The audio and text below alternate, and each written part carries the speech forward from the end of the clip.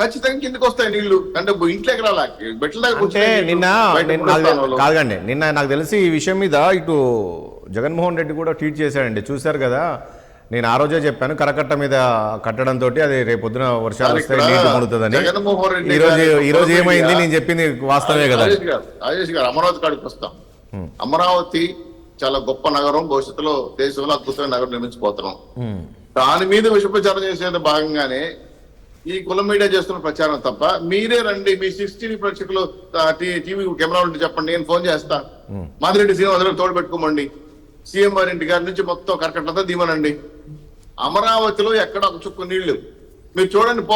మా పేపర్ మీ పేపర్ కాదు కదా, అన్ని పేపర్లు మీ దగ్గరకు వస్తాయి కదా, ఒక ఫోటోనే వచ్చింది చూడండి. అందరూ తెలుగుదేశం పార్టీలో మెంబర్లేనా? అందరూ పార్టీలు చెప్పారు, మీడియా వాళ్ళంతా కూడా. సరే, ఇంత దుర్మార్గం ప్రచారం ఎక్కడ చూడలేదు సార్. నేను అడగైందంటే ఇది కాదు, నా మీద వాళ్ళ మీద మీ విమర్శలుగా చేయడం. ఈ సమయంలో అది కాదు, ఈ సమయంలో ఎవరు వాళ్ళు విమర్శలు కష్టాలు ఉన్నారు. సహాయం చేయాల్సిన అవసరం ఉంటుంది. ఆంధ్ర కావచ్చు, చేతనైతే ప్రజానాయకులు అనిపించుకుంటే ఒక నీళ్ల బాటలు ఇవ్వాలని చూద్దాం. మా కార్యకర్తలు ఎన్టీఆర్ ట్రస్ట్ తరపున, అన్నపూర్ణ ట్రస్ట్ తరపున, అదేవిధంగా అక్షయ పాత్ర రాత్రి 3 గంటల వరకు అన్నవండి పాపము పాలు నీళ్ళు సభలు సహాయం చేస్తున్నారు. వాళ్ళేమన్నా తిట్టమంటారు చెప్పండి, వాళ్లే పార్టీ వాళ్ళు. వ్యాపారస్తులు సార్, బెజవాడ వ్యాపారస్తులు కొంతమంది సిండికేట్ అయ్యి పాపము సహాయ సహకారాలు చేస్తున్నారు. స్వచ్ఛంద సమస్యలు వస్తున్నాయి. వీలైతే ఈ వరదల్లో ఎవరైతే ఇబ్బంది పడతారో వాళ్ళకి సేవ చేద్దాం, వాళ్ళకి ప్రాణరక్షణ కల్పించుకుందాం. ఇప్పుడు ఆగమేఘాల మీద బోట్లు తెప్పించి వాళ్ళని కాపాడుతున్నాం. గతంలో చాలా వరదలు వచ్చి ఎక్కడ జగన్మోహన్ గారు ఏ వరద కార్యక్రమానికి వెళ్ళి సంగతి లేదు. ఆయన పైన ఏదో ఏరియల్ సర్వే అంటాడు, లేదా శాటిలైట్ సర్వే అంటాడు. అధికారులు ఏం చేస్తారో కూడా తెలియదు.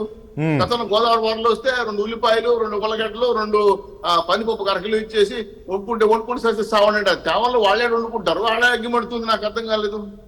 ఇంత దుర్మార్గం పరిపాలన గతంలో చూసాం. ఇప్పుడు అన్ని ఎవరైనా సరే ప్రాణ రాష్ట్రం కలగకూడదు, ఆకలి సాగులు రాకూడదు. సమస్యలు ఇంట్లో నీళ్లు దిగిపోతే బోట్లు ఎక్కించుకొని వచ్చి వాళ్ళ సామాన్ సహా గర్భిణీలతో సహా తీసుకుని హాస్పిటల్ చేస్తా ఉంటే మా శక్తి మించి మీరు సేవ చేద్దాం. రాత్రి కూడా కొన్ని వరదలు వచ్చి నష్టపోయే వ్యక్తులందరూ కూడా మేము బాధపడుతున్నాం. వీలైనంత వరకు కాల్ సెంటర్ ఫోన్ చేయండి, మీకు ఎన్ని చిన్న సమస్య వచ్చినా కూడా వచ్చి మేము పని చేస్తామని చెప్పి కాల్ సెంటర్ లో కలెక్టర్ పెట్టి చెప్తుంటే మీరు కూడా సాయం చేయండి సార్. ఉంటా భక్తిగా ఉంటది, అంతేగాని రాళ్లేసి విష ప్రచారం చేద్దండి. అమరావతి మీద ఇంకా దుర్మార్గం ప్రచారం చేస్తుంటే ఇప్పటికే మీరు పక్కన కూర్చోబెట్టి వద్దు మీకు రాష్ట్రానికి పరువు తీసి పక్కన కూర్చోబెడితే కూడా మీరు ఇంకా కూడా విష ప్రచారం రాలేదంటే ఆ బ్లూ మీడియాలు చూస్తున్న బాధ కలుగుతా ఉంది. ఏదో మునిగిపోయిందంటే ఎవరన్నా లేపేశారంట, ఏందో అర్థం కాల. కరకట్ట మీద బోట్లు తిప్పినాయి, కృష్ణానదికి బోట్లు కూడా తగులుకునేసినాయి. అనేక ఏమంటున్నారంటే అక్కడ చూపించట్లేదు కాదండి శ్రీనివాస్ చౌదరి గారు. ఇప్పుడు అక్కడ అమరావతి అంతా మునిగిపోయింది, అక్కడ విజువల్స్ చూపించట్లేదు. తర్వాత ముఖ్యమంత్రి గారు స్వయం ముఖ్యమంత్రి ఇల్లు కూడా మునిగిపోయింది దాదాపు మొక్కల్లో, కానీ చూపించట్లేదు, విజువల్స్ చూపించట్లేదు, వాస్తవాలు చూపించట్లేదు అనేది బాగా ప్రచారం జరుగుతుంది బయట.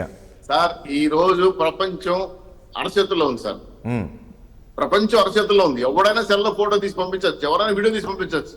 ఇది దుర్మార్గమే. మీరు రండి, ఎందుకే నేను సవాలు విసురుతున్నా. శ్రీనివాస్ చౌదరి గారు నాకు ఒక విజువల్ పంపించండి, తర్వాత సరే నాకు ఒక విజువల్ పంపించండి, మునిగిపోయింది చూపించండి. నేను అదే అంటున్నాను శ్రీనివాస్ చౌదరి గారు. శ్రీనివాస్ చౌదరి నేను ఏమంటున్నాను, మీరు అంటున్నారు కదా కొందరు ఇట్లా దుష్ప్రచారం చేస్తున్నారని, మీరు నాకు విజువల్ పంపించండి, తర్వాత సరే మనం ప్లే చేద్దాం. అక్కడ ఏం లేదు అసలు ఎలా ఉందనే దానిపైన. తప్పకుండా తిరుపతిరావు గారు మీరు చూపించండి, అలాగే మీకు కూడా అలర్ట్ చేయండి. నేను అక్కడ లోకల్ గా మీడియా చేస్తాను. కాకపోతే ఈ విజయవాడలో ఉంటే పోవడం కష్టం కాబట్టి మా మంగళగిరి ప్రాంతంలో అలర్ట్ చేయండి, నేనే కాంటాక్ట్ చేస్తాను. రైట్. తిరుపతిరావు గారు, ఏంటి ప్రభుత్వం విఫలమైంది పూర్తిగా ఈ సహాయక చర్యల్లో పాల్గొనడం అని చెప్పేసి ఈరోజు వైఎస్ఆర్ కాంగ్రెస్ పార్టీ చెప్తూ ఉంది. అందరికీ నమస్కారం రాజేష్ గారు. నమస్తే అండి. ఖచ్చితంగా ప్రతిపక్షం అలాగే చెప్పాలి, ఎప్పుడు చూసినా అలాగే చెప్తుంది, ఎవరు ప్రతిపక్షంలో ఉన్నా సరే. అందుకంటే వేరే అబ్బో బాగా చేసింది ప్రభుత్వం అనేసి అంటే వాళ్ళు వైఫల్యం చెందినట్టే. వాళ్ళే కాదు, ఆ ప్లేస్ లో మేము ఉన్నా లేకపోతే తెలుగుదేశం ఉన్నప్పుడైనా ఎవరైనా సరే ప్రతిపక్షం బాధ్యత ప్రభుత్వం తాలూకా తప్పిదాలని ఎత్తి చూపాలా ఆ నేపథ్యంలో. అయితే నేను ఇక్కడ అబ్జర్వ్ చేసింది ఏంటంటే పెద్దలు శ్రీనివాస్ చౌదరి గారి కామెంట్స్ లోన వైసీపీకి వాళ్ళు చేసిందే, అంటే ప్రజలు ఇంత పెద్ద మ్యాండేట్ ఇచ్చి ఓడించిన తర్వాత కూడా, నేను మ్యాండేట్ ఇచ్చి ఓడించారని చెప్తున్నా కాబట్టి ఓడించిన తర్వాత కూడా ఇంకా వాళ్ళ తాలూకా వాదనకే వాళ్ళు స్టిక్ ఆన్ అయి ఉన్నారు అనేసి అంటే దట్ ఈస్ గ్రేట్. వాళ్ళని అభినందిస్తున్నాను నేను ముందుగా. నేను శ్రీనివాస్ చౌదరి గారిని కాదు, వైసీపీని అది అభినందిస్తాను.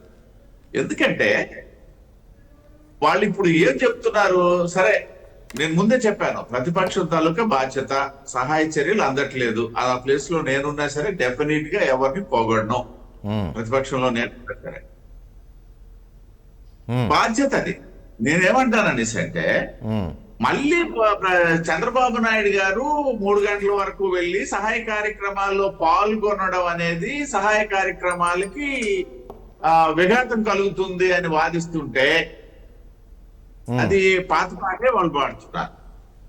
వాళ్ళు పోలేదు, ఆనాటి ముఖ్యమంత్రి పోలేదు ఎక్కడికి, సరే ఆయన వాళ్ళు సమర్థించుకున్నారు, మేము వెళ్తే అక్కడ సహాయ చర్యలు నిలిచిపోతాయి, లేకపోతే ఈ చుట్టే ఉంటారు, ఇవన్నీ కూడా అభినందిస్తాను నేను, తప్పేం లేదు, వాళ్ళ స్ట్రాటజీ వాళ్ళది.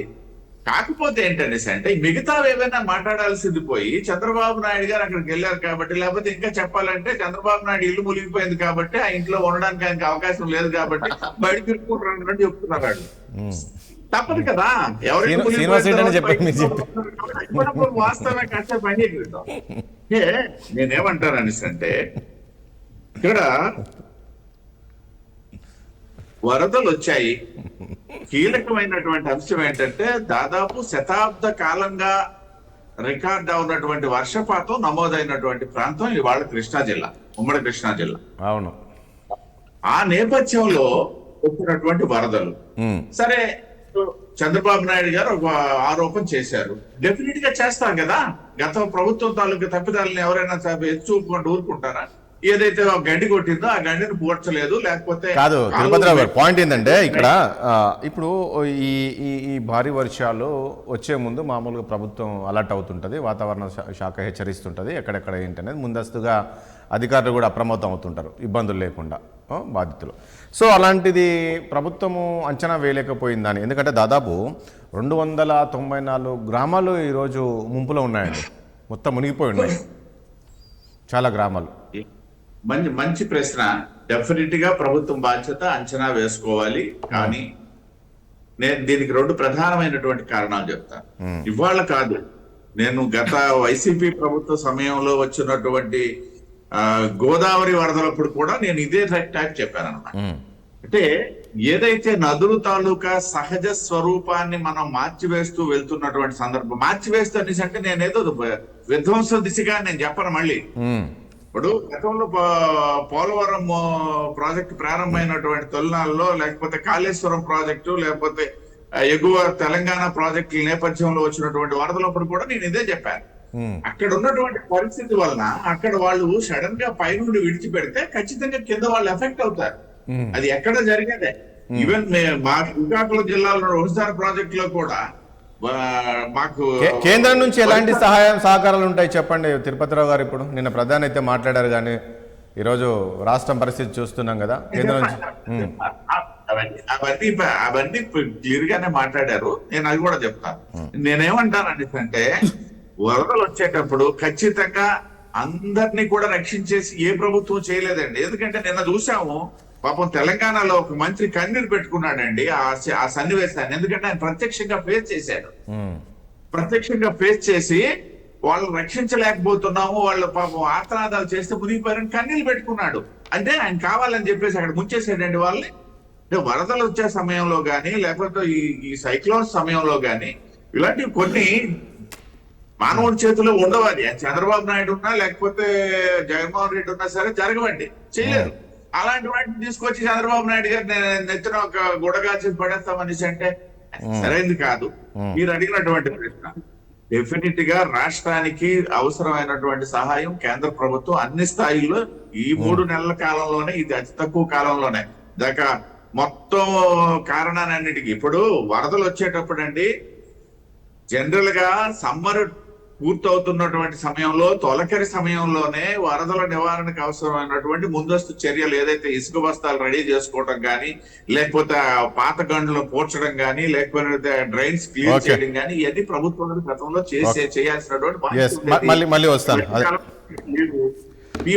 ఈ నేపథ్యంలో వచ్చినటువంటి. కాబట్టి ఇప్పుడు వరదల సందర్భంగా ప్రధానమంత్రి గారు మాట్లాడారు, హోంమంత్రి గారు మాట్లాడారు, ఖచ్చితంగా రాష్ట్రానికి అవసరమైనటువంటి తక్షణ సహాయం కింద ఏవైతే నిన్న వస్తాను. నేను ఒక్క విషయం చెప్తాను నేను. ప్లీజ్. నిన్న నేను మా స్థానిక విశాఖపట్నం అధికారులతో కూడా మాట్లాడాల్సి వచ్చింది. ఎందుకనేసి అంటే తెలంగాణకి విశాఖపట్నం నుండి ఎన్డీఆర్ఎఫ్ బృందాలను ఈ ఫైబర్ బోట్స్ పంపించేశారు. మనకి ఇబ్బందిగా ఉంది కదా, మీరు ఇక్కడి నుండి పంపిస్తే ఎలాగా, అక్కడెక్కడైనా బయట నుండి రావాలి కదా అని చెప్పి మాట్లాడడం కూడా జరిగింది. ఎందుకనేసి అంటే మన రాష్ట్రంలో కూడా అవసరమైన వాళ్ళు ఉన్నాయని. సో మనం ఒక్కటే ఆలోచించాలి. ఓకే. వరదలు అనేవి చెప్పి రావు, ముందస్తు జాగ్రత్తలు చర్యలు తీసుకోవడంలో కొంత వైఫల్యం ఉంది. ఆ వైఫల్యానికి ఇవాళ మా ప్రభుత్వాన్ని సార్ ఒప్పుకుంటున్నారు మీరు కూడా.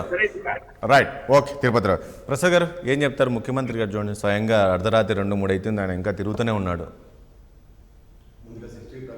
అలాగే ప్యానల్లో ఉన్న మాస్టర్ గారికి, మా గురువు గారు తిరుపతిరావు గారికి, అలాగే శ్రీనివాస్ చౌదరి గారికి నమస్కారాలు. మా పెద్ద మనిషి మాత్రం సబు బాగా చెప్తాడు మా తిరుపతిరావు సార్. ఒకటి మాత్రం నేను చెప్పగలను, అది ఎలా ఉందంటే ఎంట గెలిచి రచ్చగలవు మనం సామెత ఉంటుంది. విశాఖ నుంచి ఉన్న ఎన్డీఆర్ఎఫ్ బృందాలని, ఉన్న బోట్లని పంపించి ఇప్పుడు నిజంగా విజయవాడ పరిసర ప్రాంతాల్లో ఆక్రమణకు గురవుతున్న ప్రజల్ని పరిరక్షించడానికి మోడీ గారు ఎక్కడి నుంచో ఎన్డీఆర్ఎఫ్ బృందాలు 6 బృందాలని తర్వాత ఇది పంపిద్దామని. శ్రీనివాస్ చౌదరి గారు చెప్తున్నట్టు ఒక 11 లక్షల 10 టీఎంసీల 10 లక్షల టీఎంసీలు దగ్గర దగ్గర 52% ఏమో 22 జిల్లాలు తెలంగాణలో, దగ్గర దగ్గర 32% ఆంధ్రప్రదేశ్లో. మీరు ఒకటి గమనించండి సార్, ఎగువ నుంచి వాటర్ కంటిన్యూస్గా గోదావరికి కానీ అండ్ కృష్ణాకి కానీ వస్తుంది, కానీ వర్షాలు లేవు ఆంధ్రప్రదేశ్లో. దీనికి వర్షాలు తోడైతే ఎలా ఉంటుంది అన్నది కాన్సెప్ట్ మీద అవగాహన లేని కారణంగా వచ్చిన ఉపద్రవం. రెండోది ఏంటంటే, మీరు ఒక సీనియర్ జర్నలిస్టు, మీరు నేను ఎప్పటి నుంచో చూస్తున్నాం. ఇంకా మా తిరుపతిరావు గారు, శ్రీనివాస్ చౌదరి గారికి, మాస్టర్ గారికి అయితే బాగానే తెలుసు ఆ పరిస్థితి. బుడమేరు పరిస్థితి మనం గత 10-15 ఏళ్ల బట్టి చూస్తున్న దగ్గర ఇవాళ బుడమేరు కానీ ఇవాళ కృష్ణలంకలో రీటైనింగ్ వాల్ విషయంలో కానీ పూర్వం ఉన్నంత లేకుండా ఆ రిటైనింగ్ వాల్ పై నుంచి నీరు ప్రవహిస్తుంది. అంటే రీటైనింగ్ వాల్ కనుక కట్టకపోయి ఉంటే it would have been a big disaster. First thing. And ముఖ్యంగా ఇవాళ సింగనగర్ కానీ నెక్స్ట్ ఆ పరిసర ప్రాంతాల్లో అభివృద్ధి చెందిన విధానం ఒకసారి చూసుకోమనండి. ఎక్స్పాన్షన్ ఎట్లా అయిందో చూడమనండి. ఒక 294 గ్రామాలు మ్యాసివ్గా 2 స్టేట్లోనే ఎఫెక్ట్ అయ్యి ఉన్నప్పుడు ఎగువ నుంచి వచ్చినప్పుడు నేను ఒక మంత్రి గారు కళ్ళని నీళ్ళు పెట్టుకున్నారు. నిజంగానే కళ్ళని నీళ్ళు పెట్టుకునే పరిస్థితి ఎందుకు వస్తుంది? ఎందుకంటే ముంపు ప్రాంత పరివాహ ప్రాంతంలో ఉన్న వాళ్ళని ఫస్ట్ ఆఫ్ ఆల్ రీహాబ్ సెంటర్కి తరలిస్తే, ఎందుకంటే తరలించడానికి లాస్ట్ పేక మీద కత్తి వచ్చేదాకా వాళ్ళు కదలరు. ఎందుకంటే సొంత ఇల్లు, వాళ్ళ ఇల్లు వాకిల్లు, వాళ్ళ సంసారాలు, వాళ్ళ సామాన్లు ఉంటాయి. దీనికి ఒక ప్రికాషనరీ ఫ్రంట్ అన్నది ఈ వాతావరణ శాఖ హెచ్చరికలు ఇవన్నీ ఎందుకు ఆపాదించబడట్లేదు రాష్ట్ర ప్రభుత్వాలకి? ఇవాళ అర్ధరాత్రి 3 గంటల దాకా ఆయన వెళ్ళి నేనున్నాను మీకు భరోసా అంటే ఏం చేయగలుగుతారు? వాళ్ళు నీళ్ళ 3 కిలోలు నిలిగి ఉన్నారు. ఆ పిక్చర్ చూడండి ఒకసారి. సో దాంట్లో నేను అంటుందంటే, ఒక ముఖ్యమంత్రి గారు గత ముఖ్యమంత్రి వెళ్ళకపోయి ఈ ముఖ్యమంత్రి వెళ్ళి ఏం ఉద్ధరించారు? ఒక పర్మనెంట్ సొల్యూషన్ ప్రాస్పెక్టివ్లో కనుక చూస్తే నాకు తెలిసి బుడమేరు పరిస్థితి రాజశేఖర రెడ్డి గారి ఆయనలో దానికి వచ్చిన సొల్యూషను, ఇవాళ కృష్ణలంక గ్రామాలకు ఒక రిటైనింగ్ వాల్ త్రూగా వచ్చిన సొల్యూషను, ప్రాణహాని అన్నది ఎప్పుడైనా మీరు గత ప్రభుత్వాలు ఈ ప్రభుత్వాలు కంపేర్ చేసి చూడండి. గత ప్రభుత్వంలో ముఖ్యమంత్రి వెళ్ళకపోవచ్చు, కానీ ప్రాణహాని ఎక్కడ జరిగిందా? ఇవాళ చూడండి, హోంమంత్రి గారు తిరుపతిలో సార్ మీరు గమనించండి, హోంమంత్రి గారు ప్రాణహాని జరగకుండా పరిరక్షించండి అని చెప్పాల్సి వస్తుంది. అంటే ఏంటి? ఇది ఒక మ్యాసివ్ కాబట్టి వాళ్ళు ఎక్స్పెక్ట్ చేయలేదు. నేను అంటుంది, ఇప్పుడు నీళ్లు ఖాళీగా ఉన్న నదుల్లోకి వాటికి వర్షాలు పడితే ఇటు నుంచి అటు వచ్చి కాలువలన్నీ కలుస్తే దీంతో మనకేం పెద్ద ప్రమాదం లేకపోవడం అన్నది ఒక మాట. అవును. కానీ ఇక్కడ మ్యాసివ్గా వర్షాలు లేకుండా ఫ్లడ్ ఎఫెక్ట్ కనబడుతూనే ఉంది. ప్రిపరేషన్ కావాలి సార్. ఇక్కడ 52%, 32% ఆంధ్రప్రదేశ్. ఎందుకంటే నిన్నటి దాకా వర్షాలు లేవు కాబట్టి 32%. ఇక్కడ మనకి తెలంగాణలో దగ్గర 21 చెరువులు పొంగి పొరులుతున్నాయి. అవును. ఇంకా ఈ హైదరాబాద్ ఇంకా ఎరగొట్టి నెక్స్ట్ ఇయర్కి కొన్ని చెరువులు తయారు చేస్తే ఇలాంటి పరిస్థితులు ఇంకొంచెం ఇదే ఉంటుంది.